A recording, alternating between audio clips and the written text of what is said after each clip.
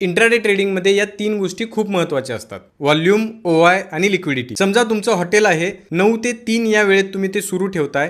तुम्ही 1 वाजता पाहाल की 9 ते 1 या वेळेत जर 200 लोक येऊन खाऊन ट्रान्झॅक्शन करून गेलेले असतील तर ते 200 लोक म्हणजे ओव्हरऑल व्हॉल्यूम झाला 1 वाजेपर्यंत. आणि जर समजा तुम्ही 2 वाजता येऊन चेक करत असाल आणि त्यावेळी हॉटेलमध्ये 50 लोक उपस्थित असतील ज्यांनी ऑर्डर देऊन ट्रान्झॅक्शन केलेला आहे, तर ते 50 लोक म्हणजे त्याच वेळी उपस्थित असलेला ओआय झाला.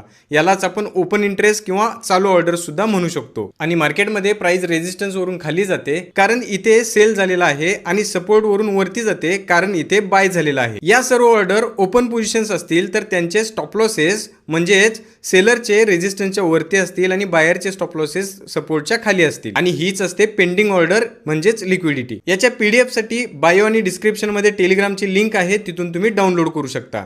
फॉलो आणि सबस्क्राईब करायला विसरू नका.